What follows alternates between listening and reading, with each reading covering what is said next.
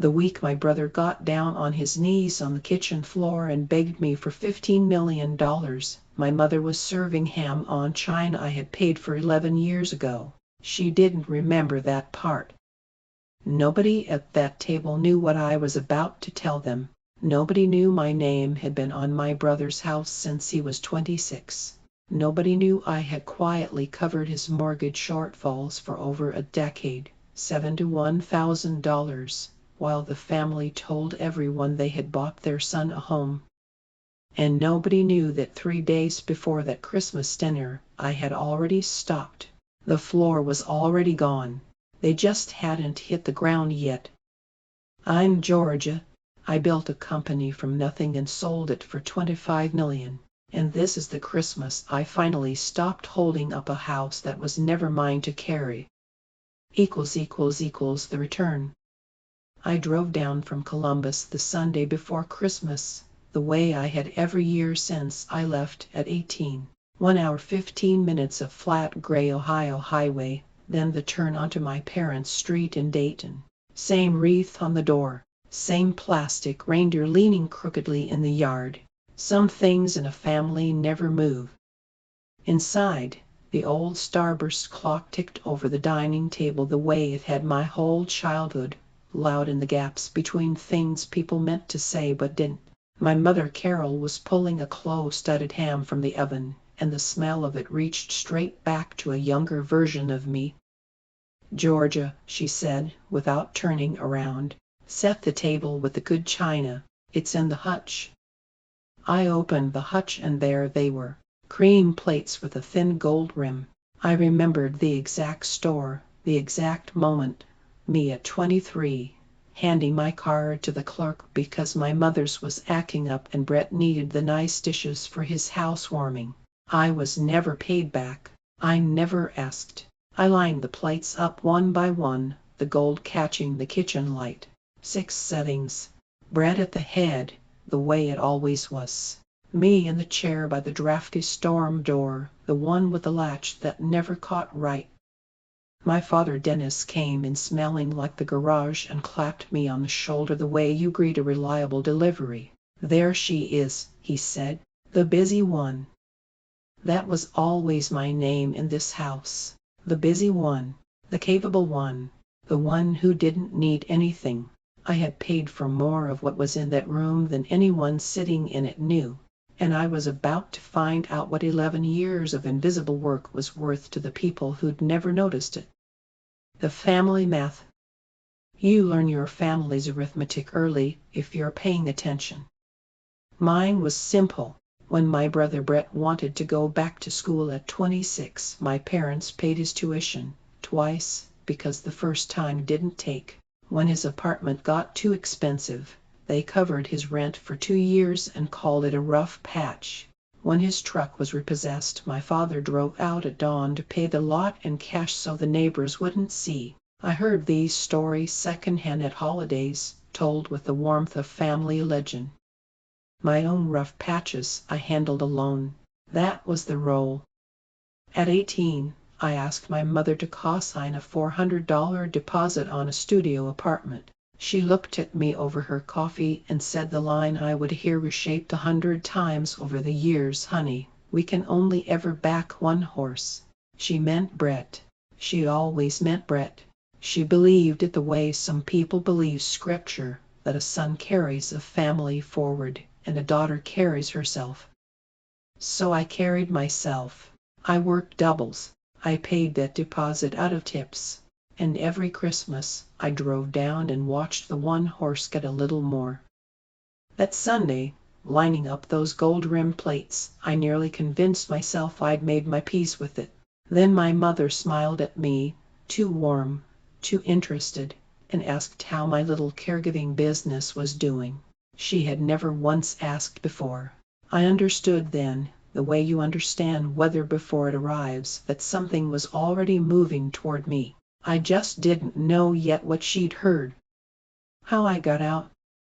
I left at 18 with 2 duffel bags and a CNA certificate I had paid for entirely on my own. Certified nursing assistant. It meant I could bathe a stranger, lift a man twice my size who'd fallen, sit with someone at 3 in the morning when the fear came and not look away. My first real client was a 91-year-old woman named Patricia Vance. She had buried a husband and outlived 2 of her own children, and she did not suffer foolishness, including mine.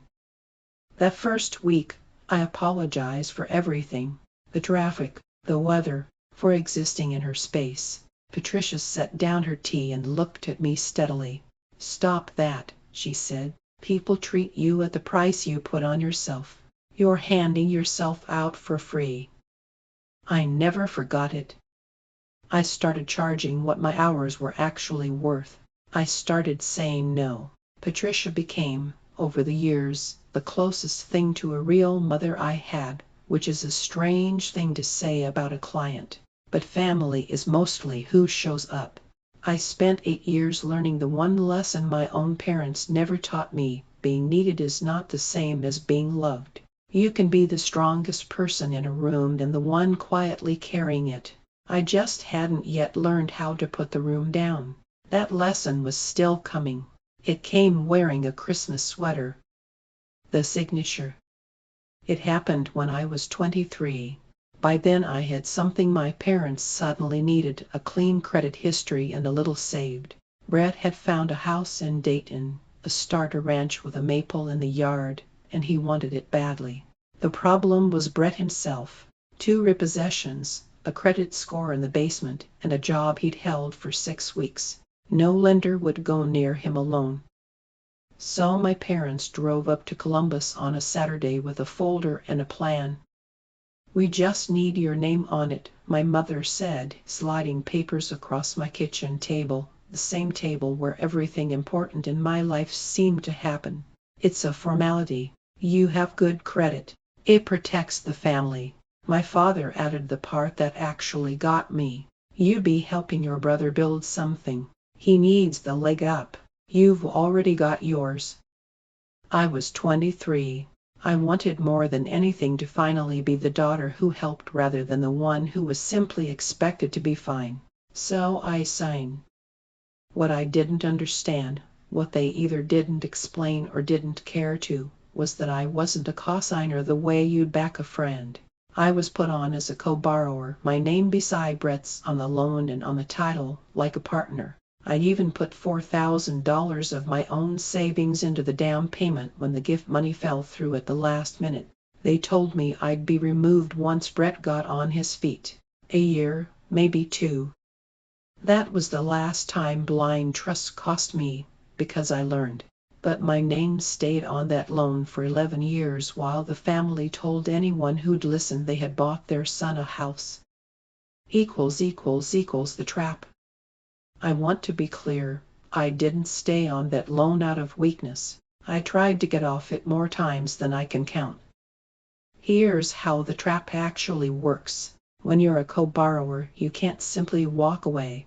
The only path off a mortgage is if the other person refinances the loan entirely into their own name. And to do that, Brett had to qualify on his own. He never could. Every time I pushed, the bank gave back the same answer: his income was too unstable, his credit too damaged. So the loan sat exactly where it was, both our names on it, year after year. And if Brett missed a payment and let it default, it wouldn't just hurt him. It would wreck my credit too, the same credit I was using to build a company from nothing. So when he came up short, which was often, I quietly covered the difference. A few hundred here, 1,200 there. I kept every dollar logged in a notebook in my desk drawer. Not because I planned to use it, because nurses chart everything. You write down what you give so you don't lose track of yourself. Brett never knew. My parents never knew. They were too busy telling the neighbors they'd bought their son a house to notice the credit holding it up belonged to the daughter they swore didn't need a thing. Building hearthstone. While I was quietly propping up Brett's house, I was building something of my own. Nobody in my family asked about it once. It started with Patricia. when her regular agency kept sending different aides who didn't know her medications, her schedule, her particular way of needing things done.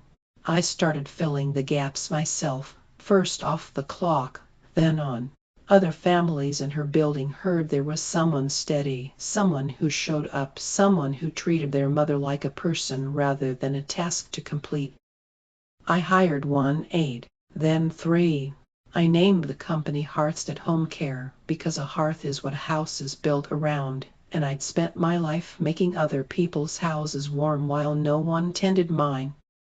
I ran it out of a used sedan with 200,000 miles on it and a folding table in my apartment. I learned payroll at midnight. I learned scheduling, billing codes, state licensing, the entire brutal arithmetic of caring for people for a living. 8 years later, Hearthstead had 90 caregivers across 3 counties, and we had built one reputation above all others: we didn't drop you. A larger health services group came calling. 4 months of due diligence, rooms full of lawyers, and 1 term I refused to move on. Every caregiver kept their job. The day the deal closed, Hearthstead sold for $25 million. I sat in my car in the parking garage and called Patricia. Not my mother, Patricia. She was the only person I wanted to tell. "Good," she said. "Now don't you dare let anyone make you feel small for it." I should have written that down too. The family finds out. The sale closed in late September, 3 months before that Christmas. I told almost no one. People assume you announce something like that you'd want your family to finally see you. I didn't. I knew exactly what would happen the day they learned there was money. I had watched it happen to other people. Money doesn't change who a family is. It just turns up the volume. So I kept it close. I paid off my own mortgage in Columbus. I set most of the rest aside, untouched. And I did one careful thing I want you to notice. I called the bank that held Brett's loan and asked again what it would take to get my name released. Same answer as always. I left it and went on with my quiet life, telling myself I'd sort the house situation in the new year. I almost made it. What I hadn't accounted for was my sister-in-law Ashley. She had a habit of scrolling, and she scrolled past a local business write-up, Hearthstead Home Care acquired an 8-figure deal, my face small in the corner. She read it twice. Then she picked up the phone and called my mother. And just like that, the storm door on that whole year blew open. I know exactly how those calls went because Ashley liked an audience. She read my mother the headline over the phone. 8 figures, 25 million, the article guessed. She said the words slowly, like she was laying down cards. My mother went quiet, then asked her to read it again. Within days, the family I had been invisible to for 34 years became intensely interested in me. My mother called on a Tuesday, warm as the ham she'd serve at Christmas. "We never see you anymore. Come down early this year." Brett texted with exclamation points he never used. My father called to ask about my car situation, which was his way of circling money without naming it. I watched it all arrive with a strange calm. I am a person who plans for falls. It's the job. You look at a staircase and you see where someone's going to go down. I looked at my family and saw exactly where this was heading. What I hadn't decided yet was what I would do when it got there. The lawyer. The calls kept shifting shape as December went on. First it was warmth, then it was need.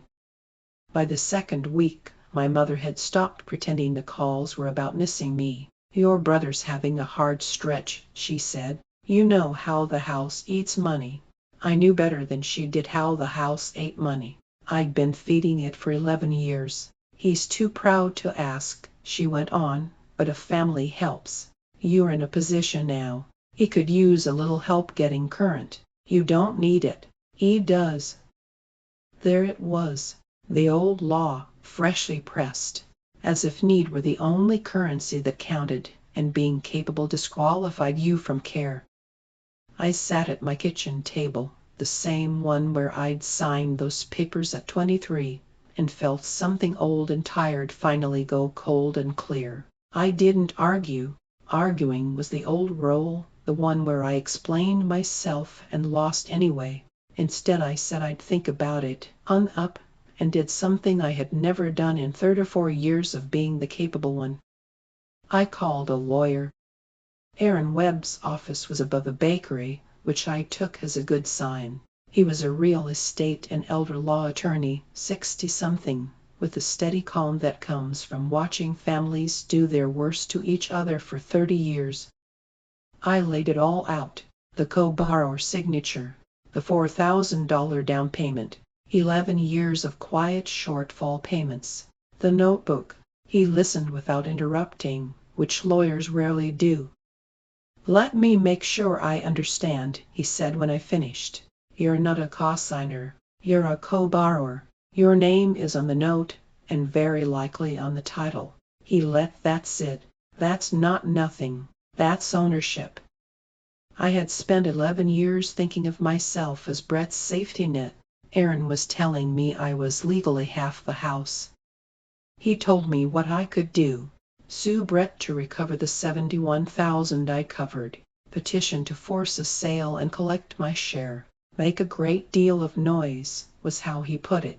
I could feel the satisfying weight of that, the lawsuit, the public unspooling, making them all watch the ledger finally come out. Then he added gently, "But noise keeps you tied to that house longer, and to them. Think about what you actually want to walk away with."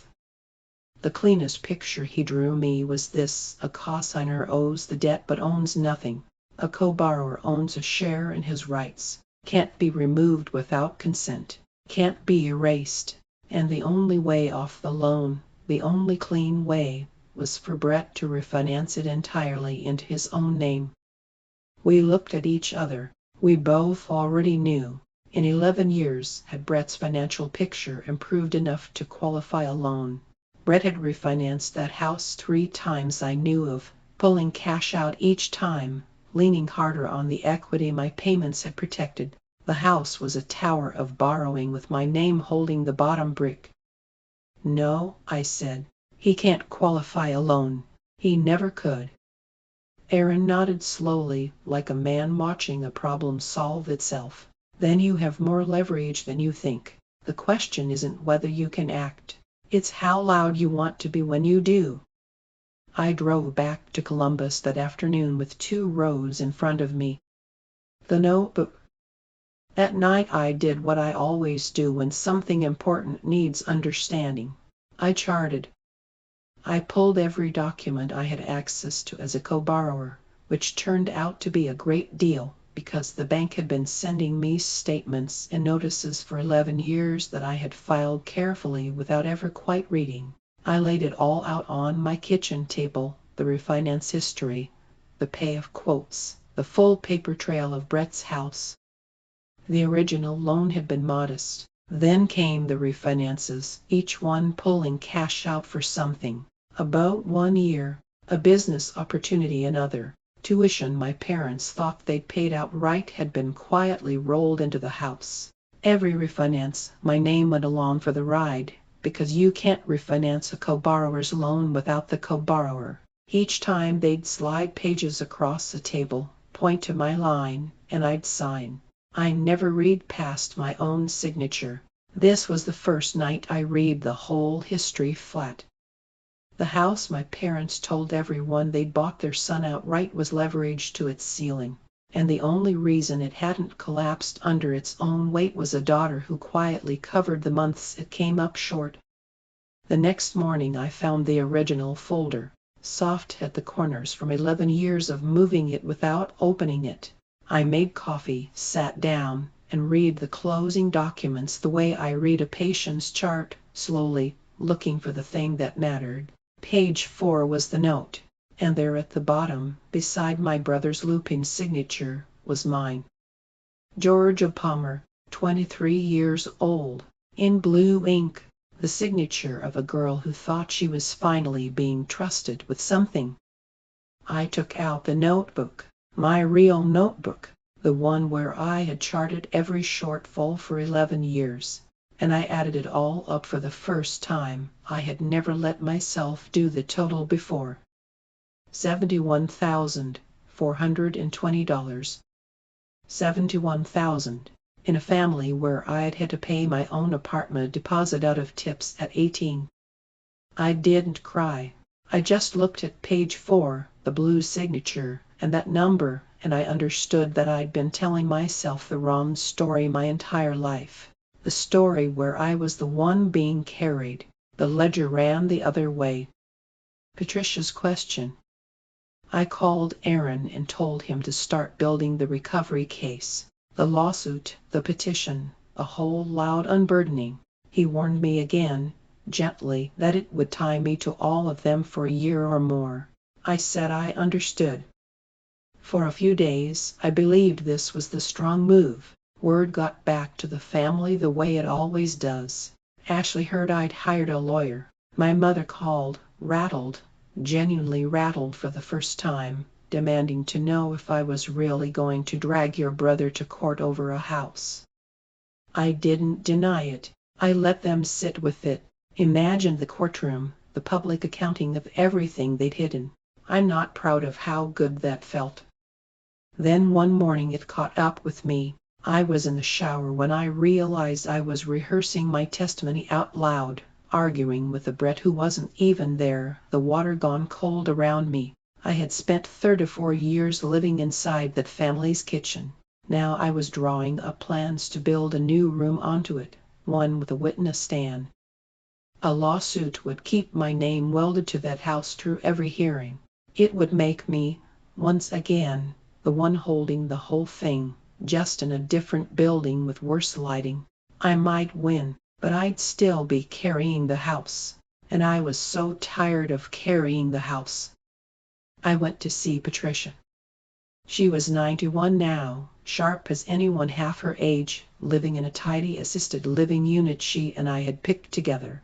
She still made tea like it was a ceremony. I told her everything, the sale, the house, the signature, the lawyer, the 71,000. She listened with her hands folded, missing nothing. When I finished, she didn't tell me I was right. She asked me a question. Georgia, she said, do you want to win or do you want to be free? I opened my mouth to say both. She held up one finger. They're not the same thing. Winning keeps you in the ring. Free means you walk out. She sipped her tea. You've been in the ring your whole life, sweetheart. Even your revenge is a way of staying in it. The lawsuit, the courtroom, making them watch. That's still you performing for people who never once clapped.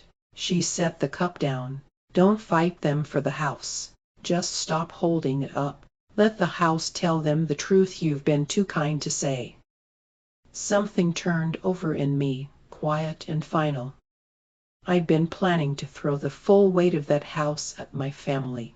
Patricia was telling me to simply set it down and step back. For 11 years I had been the thing keeping it from falling. The most powerful move I could make was nothing.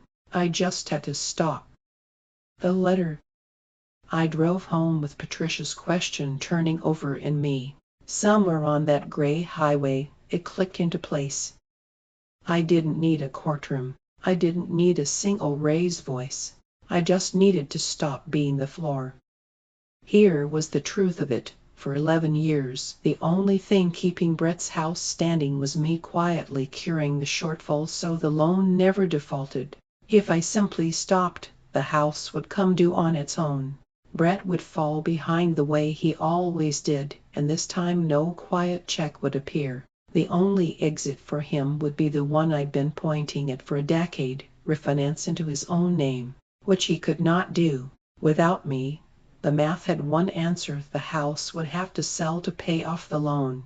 And when it sold, my name would finally, cleanly, come off it. Not through a fight, through subtraction. The revenge my family would never see coming wasn't an attack. It was an absence. I would simply remove the one thing they had never noticed was there. I called Aaron and told him I was changing course. No lawsuit. He went quiet for a moment. Then I heard something like respect come into his voice. "Tell me," he said. I wanted two things, both simple, both completely lawful. First, I would stop covering Brett's shortfalls, effective immediately. No more quiet checks. Second, I would notify the loan servicer in writing that I was no longer curing payments on the account, and formally request the process for releasing my interest.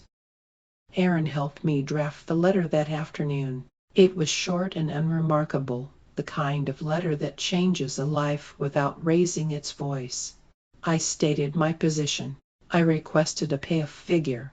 I made clear in plain language that any future shortfall would not be covered by me. I signed it Georgia Palmer, the same name from page 4, 11 years older.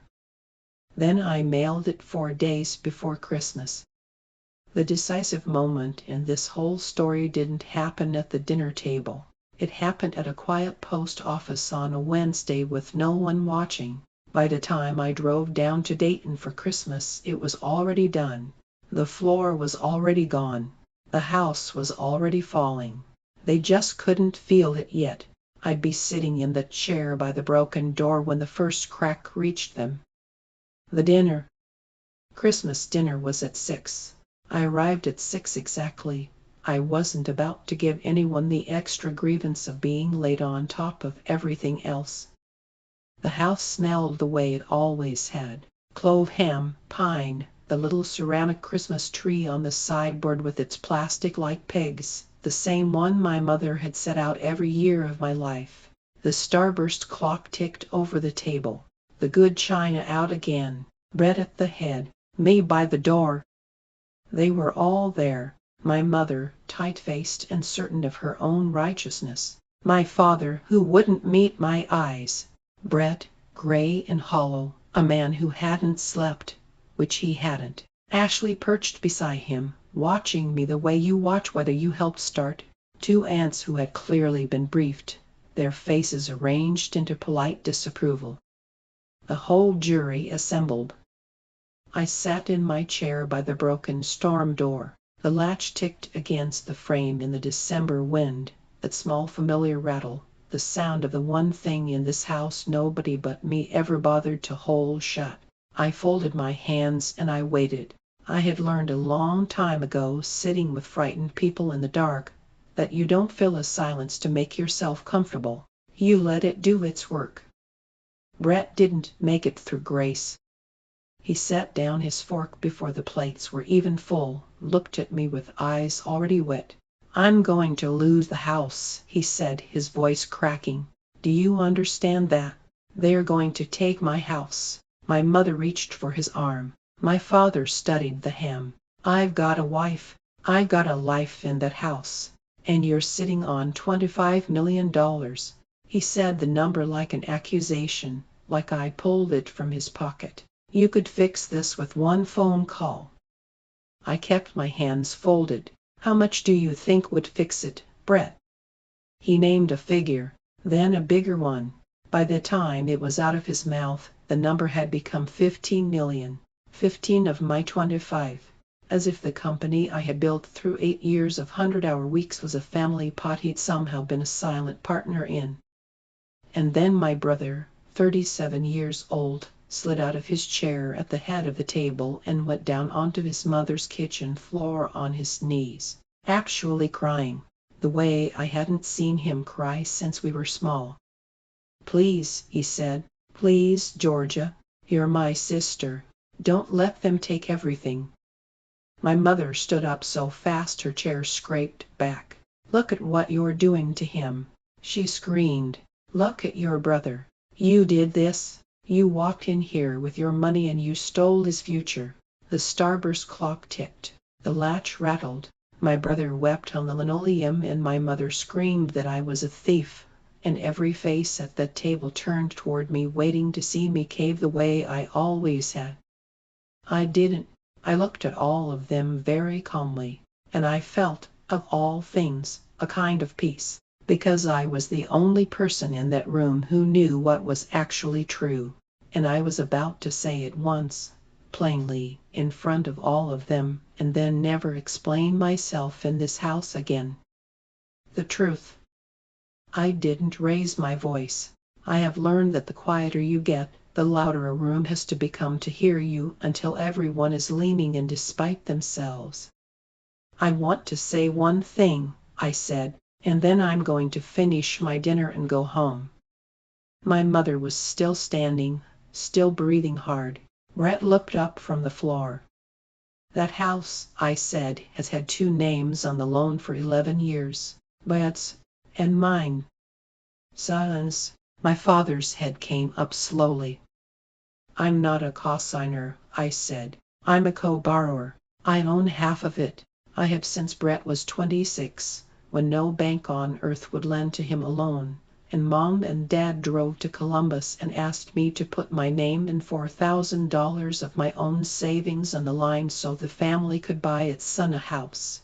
I let that sit, and for 11 years, every time Brett came up short, I quietly covered it. $71,000. None of you knew. That's the only reason that house never went under. Ashley had gone pale. Brett's mouth was open. My mother's certainty flickered, just for a second, into something closer to fear. Last week, I said. I stopped. That's all I did. I didn't sue anyone. I didn't take a single dollar from any of you. I simply stopped paying for a house that was never supposed to be mine to carry. The only way my name comes off that loan now is if Brett refinances it into his own name alone. I looked at my brother on the floor, and we all know he can't. I looked at him directly. You didn't lose your future, Brett. You've been living on mine since you were 26. I just stopped lending it to you. My mother found her voice, thin and shaking. Family money, she started, comes home to family. You're right, I said, and for the first time all night, I let myself smile. So tired, Drew, it is. It's finally coming home. To me. Nobody moved. The clock ticked. My father exhaled long and low, the exhale of a man who has known the truth for 11 years and has only just been forced to hear it out loud. I picked up my fork and took a bite of ham I had practically paid for. It was very good. Then my mother did the only thing she knew how to do. She got louder. After everything we sacrificed, we did our best. We could only ever back one horse, you know that. I set down my fork. You said you could only back one horse, Mom. My voice stayed even. You were right, but you spent 34 years staring at the wrong end of the stable. She stopped. You never once noticed which one of us was actually carrying the whole barn. The aunts looked at their plates.